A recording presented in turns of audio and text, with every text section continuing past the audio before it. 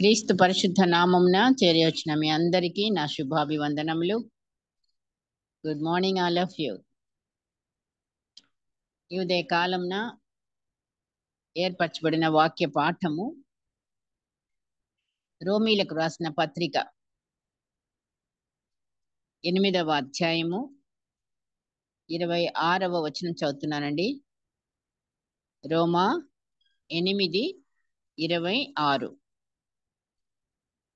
అటువలే ఆత్మయు మన బలహీనతను చూచి సహాయము చేయుచున్నాడు. ఏలయనగా మనము యుక్తముగా ఎలాగూ ప్రార్థన చేయవలెనో మనకు తెలియదు, కానీ ఉచ్చరింప శక్యముగాని మూలుగులతో ఆ ఆత్మ తానే మన పక్షముగా విజ్ఞాపనము చేయుచున్నాడు. దేవుడు తన పరిశుద్ధ వాక్కులు మనందరి హృదయంలో ఫలింపచేయునుగాక. పరిశుద్ధాత్మని సహాయము ఎవరికి అనే అంశంలో మనం ఉన్నాం కదా. పరిశుద్ధాత్మని యొక్క సహాయము మరి దేవుని అధికారంలోనున్న వారికి, అలాగే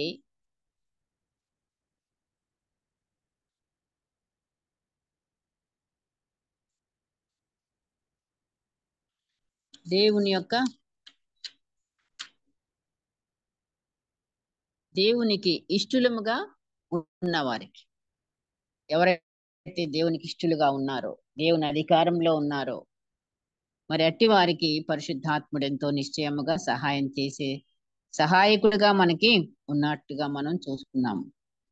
మరి ఈ దినమున మన అంశం ప్రసవ వేదనతో ప్రార్థించు వారికి పరిశుద్ధాత్ముని సహాయము మనకు అందుబాటులోకి.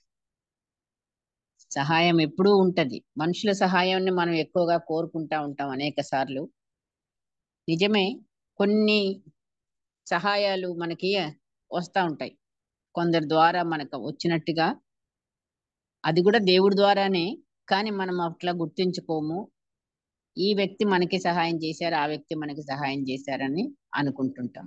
కరెక్టే, ఆ వ్యక్తుల ద్వారానే దేవుడు సహాయం పంపిస్తూ ఉంటాడు. మనుషుల ద్వారా వచ్చే సహాయము మరి ఎంతవరకు? కొంతవరకు. ప్రభుత్వం ద్వారా రావచ్చు, జాబ్ లేకపోతే మన స్టడీస్, జాబ్స్, మనకి ఇంకా రకరకాల ఏమైనా కానీ కొన్ని ఫ్రీగా కొన్ని తరగతుల వారికి అలాగా కొన్ని సహాయాలు మనకు అందుబాటులోకి వస్తూ ఉంటాయి. ఏది ఏమైనా ఆ సహాయాలన్నీ కూడాను నిత్యము మనకుంటాయా అంటే ఉండవు. ఎల్లప్పుడూ మనకు సహాయపడే వ్యక్తులు ఎవరు ఉంటారండి? ఏదో ఒక్కసారి ఒక సహాయం చేసి మళ్ళొకసారి అడిగితే మళ్ళీ దొరకదు మనకి కదా. మనుషుల దగ్గర నుంచి మాటి మాటికి అడిగితే ఎవరు చేస్తారు సహాయం? కానీ ఇక్కడ మన పరిశుద్ధాత్ముడు మనకి ఎల్లప్పుడూ తోడై ఉండి, ఎల్లప్పుడూ మనలో ఉండి, మనతో ఉండి మనకు సహాయం చేయడానికి. మరి ఆ రోజే ఈ భూమి మీద యేసయ్య ఉండగానే మరి ఆ మాటలు మనం చూస్తాం కదా. యోహాను సువార్తలో ఆయన తన శిష్యులతో మాట్లాడుతూ, ఎల్లప్పుడూ మీతో ఉండడానికి నేను మీకు ఆదరణకర్తను పంపబోచున్నాను, తండ్రి అడిగి ప్రార్థించి అనే మాటలు మనం చూస్తాం. ఎల్లప్పుడూ మనతో ఉండడానికి.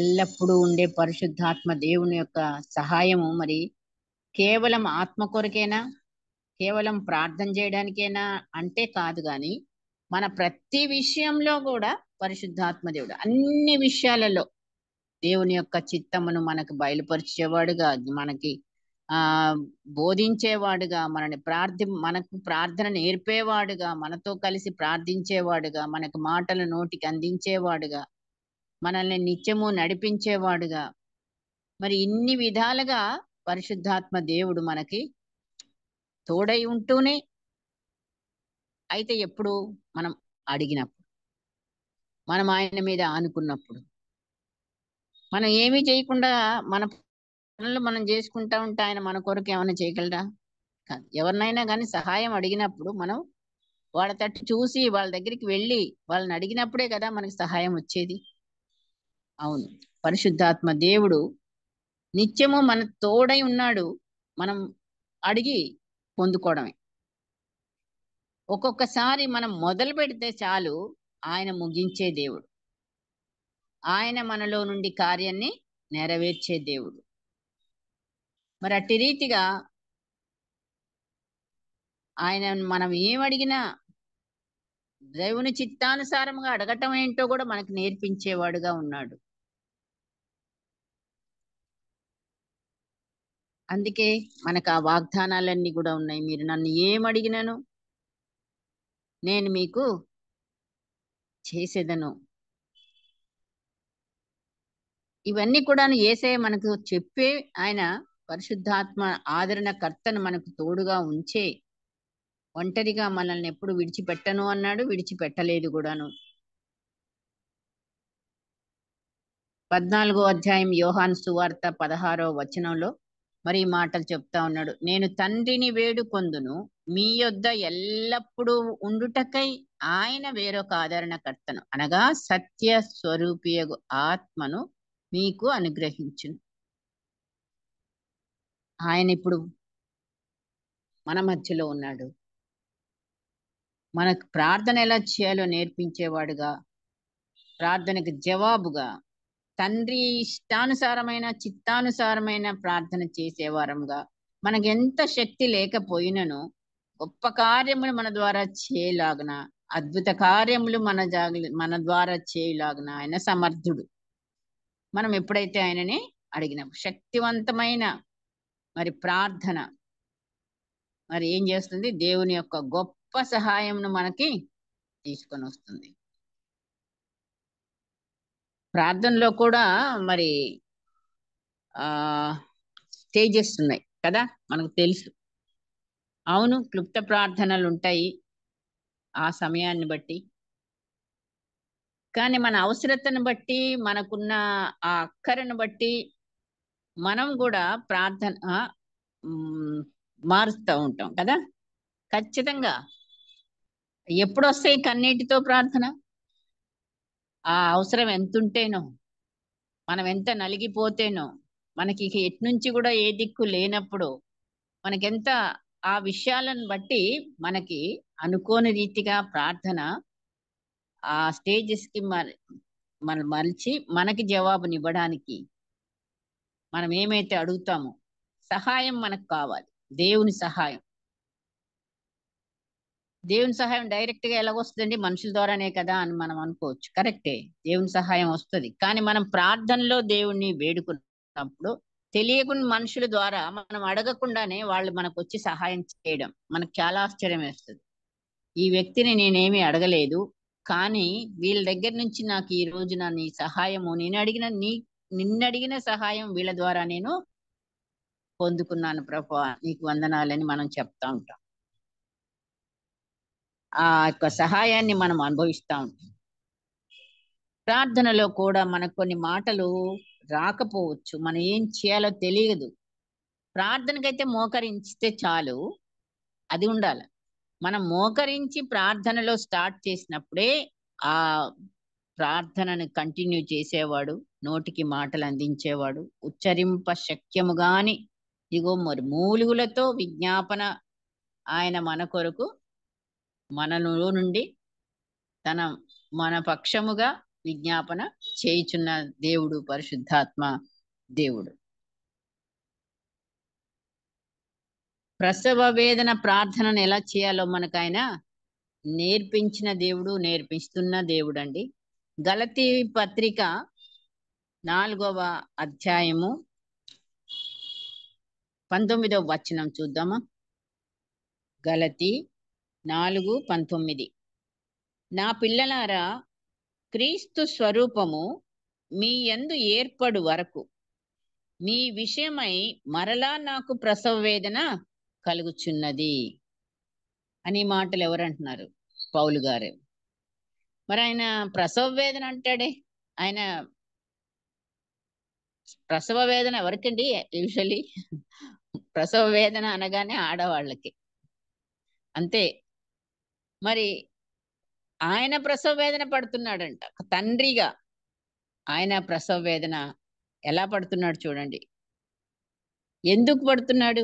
మీ యందు ఆ క్రీస్తు స్వరూపము ఏర్పడు వరకు.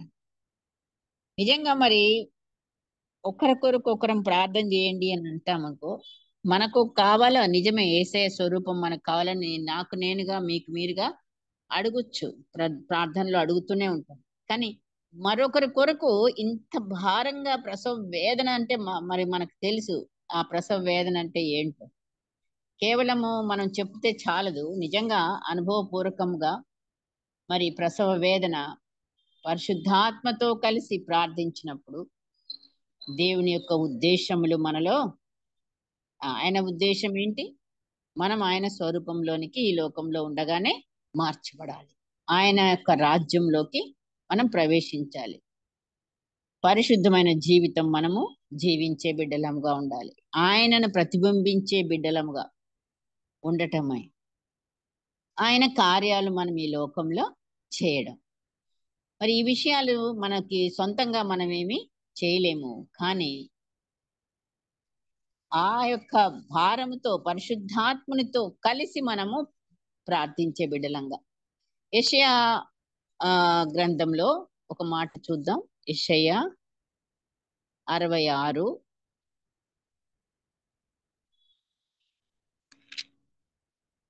7, 8, 9 కూడా 7వ వచనం చదువుతున్నా. ప్రసవ వేదన పడక మునుపు ఆమె పిల్లను కనినది, నొప్పులు తగలక మునుపు మగపిల్లను కనినది అని ఎక్కడైనా విన్నారా అని అడుగుతున్నాడు పరిశుద్ధాత్మ దేవుడు. చూడండి వాక్యంలో. ప్రసవ వేదన పడక మునుపు ఆమె పిల్లను కనినది, నొప్పులు తగలక మునుపు ఆమె మగపిల్లను కనినది. అట్టి వార్త ఎవరు వినియుండిరి? అట్టి సంగతులు ఎవరు చూచిరి? ఒక జనమును కనుటకు ఒకనాటి ప్రసవ వేదన చాలునా? ఒక్క నిమిషంలో ఒక జనము జన్మించునా? సియోనునకు ప్రసవ వేదన కలుగగానే ఆమె బిడ్డలను కనెను. నేను ప్రసవ వేదన కలుగజేసి కనిపింపక మానెదనా అని యెహోవా అడుగుచున్నాడు. పుట్టించువాడనైన నేను గర్భమును మూసెదనా అని నీ దేవుడు అడుగుచున్నాడు. ఈ మాటలు నిజంగా మనం అర్థం చేసుకుంటే, ప్రసవ వేదన లేకుండా ఏ స్త్రీ కూడా బిడ్డలను కనడం అనేది అది అసహజం. దేవుడు ఆల్రెడీ చెప్పాడు. ఎక్కడ కూడా ఇది జరిగిందా అని ప్రశ్న వేస్తూ, మరి ప్రసవ వేదన ఎంతసేపట్లో బిడ్డలను కంటాది తల్లి? 5 నిమిషాల్లోనా? 10 నిమిషాల్లోనా? ఆ వేదన స్టార్ట్ అయిన తర్వాత కొన్ని గంటలు, ఒక దినము ఆ నొప్పులు భరించాల్సిందే. ఎంతకైనా 8 అవర్స్, 9 అవర్స్, 10 అవర్స్, 12 అసలు ఇంకా ప్రైమీ అయితే ఇంకా మరి ఎక్కువ సమయాన్ని మరి ఆ నొప్పులు భారాన్ని భరించినట్టుగా మనం చూస్తూ ఉంటాం. నిజంగా మరి ఆ వేదన లేకుండా ప్రసవం జరగదు. ఏ రీతిగా అయితే శరీర రీతిగా ఒక తల్లి గర్భము నుంచి బిడ్డ బయటికి రావాలంటే ఎన్ని పెయిన్స్ మరి అయిన తర్వాతనే ఆ జన్మ, పుట్టిన బిడ్డను చూసి అప్పుడు సంతోషం. నిజమే. మరి ఆ రీతిగా మనము ఒక ఆత్మను రక్షింపబడుటకు మనము కేవలం ఒక నోటితో 2 మాటలు ప్రార్థన చేస్తే అవుతుందా? అంటే ఎంత ప్రార్థనలో మనం ఉంటే ఒక ఆత్మ మన ద్వారా రక్షింపబడాలి అంటే ప్రసవ వేదనతో కూడిన ఆ కన్నీటి ప్రార్థన మనం చేసినప్పుడే ఆ ఆత్మ రక్షింపబడటానికి. ఒక జన్మను ఒక ఒక ఉమ్, ఒక నిమిషంలో ఒక జనము జన్మించునా అని అడుగుతున్నాడు. నిజంగా మరి మనం చాలా షార్ట్ లో అన్ని కూడా షార్ట్లు అయిపోతున్నాయి కదా ఇప్పుడు, షార్ట్ కట్స్. మరి ఆ రీతిగా ఈవెన్ నొప్పులు భరించలేమంటే ఈ లోకంలో ఈ కాలంలో ఉన్న మరి డాక్టర్లు అలాగే ఉన్నారు, ఈవెన్ పేషెంట్స్ అలాగే ఉన్నారు. నొప్పులు పడటం ఇష్టం లేదు, ఏం చేస్తున్నారండి, సిజేరియన్ చేసేస్తున్నారు. ఆపరేషన్స్, అనెస్థీసియా ఇచ్చి నమ్మో నేను ఈ భారం భరించలేని బిడ్డ కావాలి కానీ పాపం పెయిన్ మాత్రం వద్దు. అలా ఈజీగా కావాలనే ఒక తరంలో మనం ఉన్నాం, అన్ని ఈజీ అయిపోవాలి. కానీ దేవుడు చెప్పేది ఏంటంటే మరి ప్రసవ వేదన చేసే ప్రార్థన, అది పరిశుద్ధాత్మ దేవుడు నీలో నాలో ఉండి ప్రసవ వేదనను అనుగ్రహించి ఆ వేదన ద్వారా ఒక ఆత్మకు మనము దేవుని సన్నిధిలో మరి ఆ రక్షింపబడుటకే కావచ్చు, లేదా వాళ్ళ భారాలు వాళ్ళ వాళ్ళకి ఆ దేవుని స్వరూపంలోనికి ఇక్కడ చూస్తున్నాం. మరి ఏమని గలతీ పత్రికలో 4:19 నా పిల్లలారా క్రీస్తు స్వరూపము మీ యందు ఏర్పడు వరకు మీ విషయమై మరలా నాకు ప్రసవ వేదన. ఒకసారి దేవుళ్ళలోకి వచ్చిన వాళ్లే మనలాగనే అందరం రక్షించబడ్డ వాళ్ళమే, అయినా మరి వెనకకి వెళ్ళిపోయి ఉన్నాము. మళ్ళీ మళ్ళీ మనకి ఆయన స్వరూపంలోకి మనం మార్చబడాలంటే మరి మన ప్రార్థనే కాదు, మరొకరి ప్రార్థన అవసరమై ఉంది కదా. ఆ ప్రార్థన కూడా ఎలా ఉండాలి, మనం ఎన్నోసార్లు ఇంకొకరిని అడుగుతాం, రిక్వెస్ట్ మా కోసం ప్రార్థన చేయండి. ప్రార్థన చేసే వాళ్ళు ఎలా చేయాలి అంటే ప్రసవ వేదనతో ఆ ప్రార్థన. ప్రసవ వేదన మనకి రాదు, పరిశుద్ధాత్మ దేవుడే అది కూడా మనలోకి ఇవ్వాలి.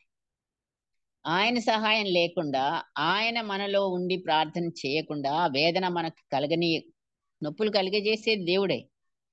అవును, ఆ ప్రసవ వేదన ఇచ్చేది ఆయనే. అందుకనే అంటున్నాడు కదా అక్కడ, నేను ప్రసవ వేదన కలుగజేసి కనిపింపక మానేదనా. ఆయన కనిపింపక డెలివరీ చేయించేవాడు ఆయనే, నొప్పులు కలుగజేసేవాడు ఆయనే, ప్రార్థన చేయించేవాడు ఆయనే. ఆయన అడుగుతున్నాడు, పుట్టించువాడనైనా నేను గర్భమును మూసేదన. మనం ఒక్కొక్కరం కూడా నిజంగా మరి దేవుని సన్నిధిలో మరి ఆ ప్రసవ వేదన యొక్క ఆ అట్టి అట్టి వేదనలో ఉన్న ఒక స్త్రీని మనం ఊహించుకోవచ్చు, మన జీవితాల్లో మనకు అనుభవం కదా. ఆ ప్రసవ వేదన ప్రార్థన ఎట్లా ఉంటదంటే పట్టుదలతో, భారముతో. నిజంగా మరి కనాను స్త్రీ చూడండి, తన కుమార్తె దయ్యం పట్టి బాధపడుతుంది. యేసయ్య దగ్గరికి వచ్చింది. మత్తయి సువార్త 15:22లో చూస్తే, దావీదు కుమారుడా నన్ను కరుణించుమని మామూలు గది కేకలు వేసుకుంటూ వచ్చిందంట అండి. అసలు రోడ్డు మీద ఎందరో ఉన్నారు, అవన్నీ పట్టించుకోవట్లేదు. శిష్యులు ఉన్నారు, అవి పట్టించుకోవట్లేదు.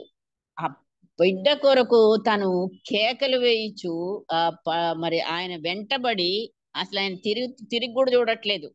ఆయనకు తెలుసు వినపడుతుంది, కానీ తిరిగి చూసి జవాబేం చెప్పట్లే. అయినా కానీ మరి శిష్యులే ఆమెను పంపించాయా, ఎందుకు అట్లా పరిగెత్తుకొని వస్తుంది ఏడ్చుకుంటా అరుచుకుంటా అని అంటే కూడా, ఆఖరికి నేను వచ్చింది ఇశ్రాయేల్ కొరకు కానీ మరి అన్యుల కొరకు కాదని, మరి పిల్లలు తినే ఆహారం కుక్క పిల్లలకి వేయలేనని, ఈ మాటలంటే కూడా ఆమె అవన్నీ లెక్క చేయకుండా, మరి కుక్క పిల్లలు కూడా బల్ల కింద పడే ముక్కలు తింటాయి ప్రభువా అని ఆమె విశ్వాసాన్ని అక్కడ బయలుపరిచి తగ్గింపుతో ఎట్లాగా బ్రతిమాలుకుంది తన కుమార్తె యొక్క క్షేమం కొరకు. అట్లాగుంటది ప్రసవ వేదన అంటే. మనుషులనప్పుడు నిజంగా ఒక స్త్రీ డెలివరీ టైంలో అక్కడ ఎవరున్నారు ఏంటి ఏముండదు. అసలు సిగ్గు అవన్నీ కూడాను ఏముండవు కదా. ఆ భయము, బాధ, నొప్పులు, అరుపులు, కేకలు ఇవన్నీ మనం చూస్తాం. సో ఆ భారము కనే వరకు కూడాను కాన్సన్ట్రేట్ ఎట్లా ఉంటదంటే, ఎప్పుడైపోతుందా, ఎలా ఏం చెప్తే వాళ్ళు ఆ రీతిగా వాళ్ళు మరి చేస్తారు. అప్పుడే గాని మరి బిడ్డ బయటికి రావడానికి. నిజంగా మరి భర్తిమై మనం చూస్తే గుడ్డి భిక్షగాడు కూడా ఆ రోడ్డు పక్కన ఉండి ఎలా కేకలు వేస్తాడు. కేకలే, దావీదు కుమారుడా నన్ను రక్షించు, దావీదు కుమారుడా, దావీదు కుమారుడా. అరవక్కయ్యా బాబు, ఎందుకంత గట్టిగా అరుస్తున్నావు? ఆయన ఎక్కడో ఉన్నాడు, ఆయన దూరం వెళ్ళిపోయాడు అని చెప్తే కూడా ఆయన వీళ్ళ మాటలు వినలేదు. కేకలు పెడుతూనే ఉన్నాడు. ఆయన ఆగే వరకు, ఆయన వినే వరకు ఇంకా గట్టిగా అరిశాడంట, నిశ్శబ్దంగా ఉండమంటే. సో అది ప్రసవ వేదన, బాధ. ఆయన వెళ్ళిపోతే ఇంకా మరి నాకు దొరకడు కదా. ఆ ఇతర విషయాలు ఏమన్నా గుర్తొస్తాయా ప్రసవ వేదన స్త్రీలు ఆ టైంలో? ఇంకా అసలు లోకంలో ఏమేమి ఎన్నో విషయాలు మనకి ఉంటాయి, కానీ జ్ఞాపకానికి అక్కడ వేరే ఆలోచన చేయడానికి టైం ఉండదు. మొత్తం అంతా నవనాడులు కేంద్రీకరించింది డెలివరీ మీదనే. కనుక ఆమెకి రకరకాల ఆలోచనలు మళ్ళిస్తానికి సాతానుడు ఎన్ని ప్రయత్నాలు చేసినా అవన్నీమి చెల్లవు. మరి అట్టి రీతిగానే కన్నీటితో, దుఃఖముతో, రోదనతో మనము ప్రార్థన చేసే ప్రార్థన మరి ప్రసవ వేదనతో కూడిన యేసయ్య మన మానవుడిగా ఉన్నప్పుడు హెబ్రీ పత్రిక 5:7 వచనం చూస్తే, శరీరధారి అయి ఉన్న దినములలో ఆయన మహారోదనతో, ఈ మాటలు చదువుతుంటే నిజంగా మామూలు రోదన కాదు, మహారోదన. అంత బాధ వచ్చింది ఆయనకి, మహారోదన కన్నీళ్లతో మరి ఆయన చేసిన ప్రార్థన అక్కడ మనం చూస్తుంటాం. నిజంగా అంత భారము మనకి ఒక వ్యక్తి కొరకు, ఆయన లోకమంతటి కొరకు, ఈ లోకానికి రక్షించడానికి ఆయన వచ్చాడు. ప్రతి ఒక్కరి కొరకు కూడా ఈ రోజు కూడా ఆయన పరలోకంలో ఉండి ఏం చేస్తున్నాడు యేసయ్య అంటే, మన కొరకు విజ్ఞాపననే చేస్తున్నాడు. నిత్యము విజ్ఞాపనలోనే ఉన్నాడు ఆయన. మనకు కొంత టైము పెట్టుకొని ఆ టైంలో కూడా మనము మరి మనస్ఫూర్తిగా కన్నీటితో, బాధతో, వేదనతో ఒక్కొక్క విషయం కొరకు మనం నిజంగా ప్రార్థన చేయటం లేదు, చెయ్యాలి. మరి రోదన చేయు స్త్రీలను కనుగొనుడి, వారిని పిలవనంపుడి. ఇర్మియా గ్రంథంలో మనం చూస్తున్నాం కదా, ఇర్మియా 9వ అధ్యాయం 17వ వచనంలో రోదన చేయు స్త్రీలు కావాలి. రోదన, మనం ఎన్నో విషయాలకి రోధిస్తూ ఉంటాం లోకల్ గా. అంటే మన ఫిజికల్ గా ఏమైనా కావాలంటే రోధించి మరి పొందుకునేటట్లు చేసుకుంటాం. కానీ దేవుడి దగ్గర రోధించే మరి బిడ్డలంగా మనము ఎంతవరకు న్యాయం చేస్తున్నాము, ఎవరెవరి కొరకు మనము ఈ రీతిగా కన్నీటితో ప్రార్థనలో కనిపెడుతున్నాము, చేస్తున్నాము. అందుకే యేసయ్య కూడా సిలువ మోస్తూ, యెరూషలేము కుమార్తెలారా, అక్కడ ఏడుస్తున్నారు, నా కోసం ఏడవద్దు, మీ కోసము, మీ పిల్లల కోసం ఏడవుడి. వాళ్ళ రక్షణ కొరకు వాళ్ళకి అన్ని చేస్తారు. తల్లిదండ్రులుగా వాళ్ళ హోంవర్క్ చేస్తారు, వాళ్ళకి ఫీజులు కడతారు, వాళ్ళకి బట్టలు తీస్తారు, వాళ్ళకి అన్ని హ్యాపీ, ఏమేమి కావాలో అన్ని సమకూరుస్తారు కదా పేరెంట్స్. నిజమే. కానీ వాళ్ళని దేవుళ్ళో, రక్షణలో పెంచడానికి వారు కన్నీరు విడిచి ప్రార్థన చేస్తున్నారా? తల్లిదండ్రులకు ఇచ్చిన బాధ్యతగా, నా కోసం ఏడవకండి, మీ కోసము, మీ పిల్లల కోసం. అవును, అట్లా మనం అందరం కూడాను ఈ రోధించే ప్రార్థన, ప్రసవ వేదనతో కూడిన ప్రార్థన మనకుంటే ఖచ్చితంగా ఆయన ఎన్ని ఆత్మలో మరి ఇప్పటికీ మన ద్వారా ఈ లోకంలో దేవుని తట్టు తిప్పబడుటకు మన ప్రార్థనలో ఆయన ఆలకించేవాడు. మరి నిజంగా పౌలు అలాగా ప్రార్థన చేయకపోతే ఇన్ని పత్రికలు ఆయన ఎలా రాయగలిగాడు? ఎంత వేదన, ఎంత భారంతో ఒక్కొక్క సంఘం కొరకు ఒక్కొక్క చోట ఒకసారి ప్రకటించి, మళ్ళీ వెళ్ళి దర్శించి, మళ్ళీ వాళ్ళని ఎన్ని రీతిలుగా మనం చదువుతుంటే మరి ఆయనకు అంత భారము. కొంతమందిని అలా చూస్తాము, మరి అందులో మనం ఉన్నామా లేదా? కనీసం మన కుటుంబంలో మన రక్షణ మన బిడ్డల కొరకు మనము కన్నీటితో ప్రార్థన, మనకి ఏదో ఒక కష్టం వచ్చినప్పుడే లేకపోతే బిడ్డకి ఏదైనా జ్వరం వచ్చినప్పుడే కన్నీటితో స్వస్థత కొరకు వేడుకోవడమా? ప్రతిరోజు కూడా బిడ్డల కొరకు కన్నీటితో దేవుని సన్నిధిలో కొంత సమయమైనా మనం మొరపెడుతున్నామా? ప్రశ్న వేసుకోవాలి. మనకి రాదు కన్నీరు, నిజమే, భారం రాదు, కానీ ఆయన చెప్తున్నాడు ఏంటి? నేను సహాయము చేస్తానని వాగ్దానం ఇస్తున్నాడు. ప్రసవ వేదనతో ఆయన ఉచ్చరింప శక్యము గాని మూల్గులతో మనలో నుండి ఆయన ప్రార్థన చేసే పరిశుద్ధాత్ముడు మనకి తోడుగా ఉన్నప్పుడు మనం చేయడానికి సమయం కేటాయించటం లేదు. మరి అన్ని మరి కొన్ని అలా జరిగిపోతుంటే ఇలాగైంది అలాగైందని మనం బాధపడుతుంటే లాభం ఏంటి? శరీర రీతిగా పిల్లలు పుట్టాలి అంటే భార్యాభర్తలు శరీరములు ఏకమౌట వలన భర్త కణములు భార్య అండంతో కలిసి మరి బిడ్డలను కనుచున్నది కదా. అలాగే పరిశుద్ధాత్మతో మన ఆత్మ ఏకాత్మ అయినప్పుడు మనకి ఏ రీతిగా మరి భార్య శరీర రీతిగా ప్రసవ వేదనకి కారణం ఎవరు? భర్త. శరీర రీతిగా ప్రసవ వేదనకు కారకుడు భర్త. అట్లాగే మన ఆత్మతో ప్రసవ వేదనతో ప్రార్థన చేయాలి అంటే కారకుడు ఎవరు? పరిశుద్ధాత్మ దేవుడే.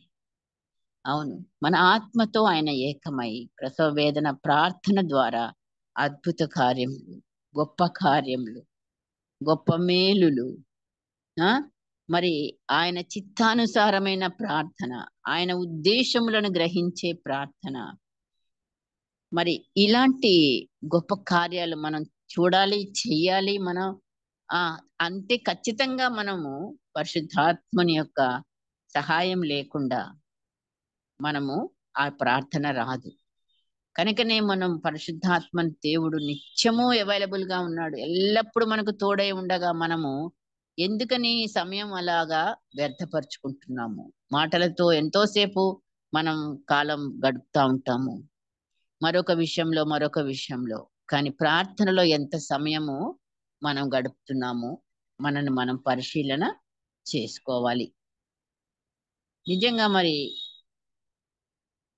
మొదటి కొరింథీ పత్రిక 6వ అధ్యాయం 17వ వచనం.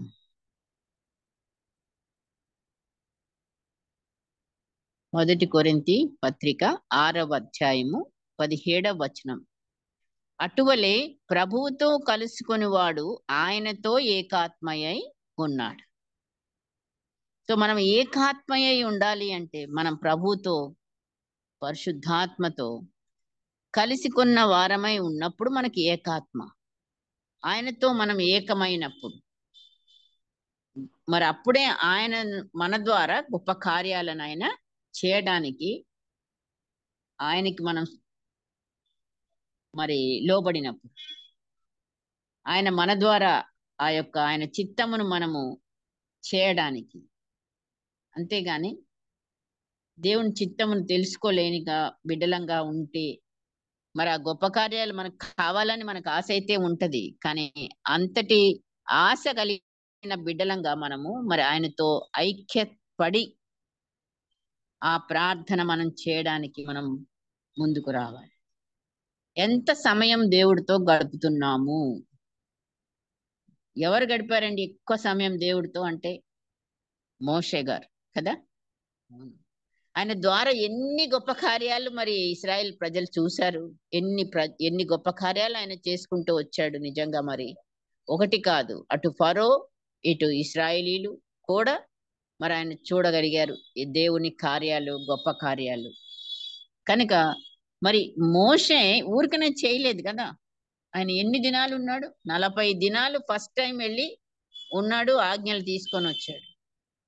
అది మరి అక్కడికి వచ్చి కింద ఆయనకు వచ్చిన కోపంతో వాటిని పడేసి పగలగొట్టాడు. అది ఏ దేవుని చేతి వ్రాత. మళ్ళీ రెండోసారి నువ్వే పలకలు చెక్కుకొని పైకి రామని చెప్పాడు. మళ్ళా 40 రోజులు. సో ఇంత కాలం ఆయనతో ఉన్నప్పుడు మరి ఎక్కువ సమయం గడిపాడు గనుకనే మరి ఆయన ముఖము తేజస్సుగా మారింది. బయటికి రాగానే ప్రజలు చూసి ఆశ్చర్యపోయారు. ఏంటి ఈయన ఇంత వెలుగుతున్నాడు. ఆయన ఫేస్ అంతా కూడా మరి వెలుగుమయంతో ఉన్నదని. ఆయనకు తెలియలేదు. కానీ చూసిన వాళ్ళకి తెలిసింది. కాబట్టి ఎక్కువ సమయం మనం దేవుడికి ఇచ్చే బిడలంగా మనకిచ్చిన ఈ టైంలో మనకెంత బిజీ స్కెడ్యూల్ ఉన్నప్పటికీ ఆయనతో సమయం గడపడానికి మనము జస్ట్ 5 మినిట్స్ 10 మినిట్స్ మనం గడిపితే మనం ఏ ఏ విధంగా గొప్ప కార్యాలు మనం చూడగలుగుతాము. ఆ ప్రార్థన పట్టుదల మరి మనకి రావాలి. మన సంఘంలో జరగాలి. గొప్ప కార్యాలు మన గృహంలో జరగాలి. అద్భుతం జరగాలి. నిజంగా మరి సాతానుడు నిద్ర తీసుకొచ్చేస్తాడు. సమస్య తీసుకొచ్చేస్తాడు. లేకపోతే మరొక ప్రోగ్రామ్ తీసుకొచ్చేస్తాడు. ఇంకా రకరకాలుగా ఉంటాయి. చేయనీయకుండా ప్రార్థన. ఏది ఏమైనా మరి మనం ప్రార్థించే బిడ్డలంగానే దేవుని సన్నిధిలో నిశ్చయం చేసుకున్నప్పుడు పరిశుద్ధాత్మ దేవుడే మనకి సహాయకుడు. నువ్వుగా నేనుగా ఆ ప్రార్థన చెయ్యలేము. పరిశుద్ధాత్ముడే మరి మనకు అట్టి ప్రార్థననిచ్చే దేవుడు. కనుకనే మరి ఆయన మంచి వాక్యము మరి మనం చూసాము. యెషయా గ్రంథం 66వ అధ్యాయంలో నేను ప్రసవ వేదన కలుగజేసి కనిపింపక మానెదనా. ఆయన ప్రసవ వేదన కలుగజేసేవాడు ఆయననే. మరి జన్మనిచ్చేవాడు ఆయననే. కాబట్టే మరి మనము అందుకు అనుకూలపరుచుకొని మనం సమర్పించుకున్నప్పుడు ఖచ్చితంగా ఆయన ఆత్మీయంగా మనల్ని ఇంకా ఇంకా బలపరిచి మన ముందు ఉన్న ఈ ప్రార్థించిన బిడ్డలను కూడా మనం లెక్కలోకి తీసుకొని కన్నీటితో దుఃఖముతో రోదనతో యేసయ్య మనకు మాదిరిగా మరి ఈ లోకంలో ఉన్నప్పుడు మానవుడిగా ఉంటూనే మరి ఎంతటి ప్రార్థన చేశాడో. ఎన్నిసార్లు వచ్చి ఆ చివరి రాత్రి మరి వాళ్ళు శిష్యులు మెలకువగా ఉండుడి ఒక గడి అయినా ఉండలేరా నా కొరకు అని అడిగాడు. అప్పుడు ఉండలేకపోయారు. నిజంగానే మరి వాళ్లకు ఆత్మ అనుగ్రహించబడనందున శరీర రీతిగానే ఉన్నారు. కానీ ఆత్మను పొందిన తర్వాత ఆయన ఇచ్చిన వాగ్దానము పరిశుద్ధాత్మ యొక్క పెంటెకొస్తేనే మరి పరిశుద్ధాత్మని పొందిన తర్వాత మరి వాళ్ళు ఎంతగా మరి శిష్యులు మరి భూమిని తల్లకిందులు చేయడానికి వచ్చిన బిడ్డలుగా పేరు తెచ్చుకోవడానికి నిజంగా మరి వాళ్ళు చేసిన యొక్క హతసాక్షి మరణాలు అన్నిటికీ కూడా ధైర్యం. ఇప్పుడు ఎన్ని హతసాక్షులుగా జరుగుతున్నాయో ఒక్కొక్క దేశంలో మనం చూస్తున్నాం, వింటున్నాము. ఎలా వాళ్ళు నిలబడగలుగుతున్నారు, ఎలా వాళ్ళు సవాలవుతున్నారు. నిజంగా మరి నైజీరియా వార్తలు చూస్తుంటే కడుపు తడుక్కుపోతుంది. ఎంతమంది మరి వాళ్ళని ఎంత హింసిస్తున్నా కూడా దేవుళ్ళో నిలబడ్డారు. క్రైస్తవులకు వచ్చిన హింసలు మనం ఇప్పుడు రాకడ సమయంలో ఉన్నాము గనుక ఇంకా కూడా మనం మెలుకోగలిగిన బిడ్డలంగా మన రక్షణ చివరి వరకు మన విశ్వాసాన్ని చివరి వరకు కాపాడుకునే వారంగా ఉండాలి అంటే మనకి ప్రార్థన ఎంతో అవసరమైన.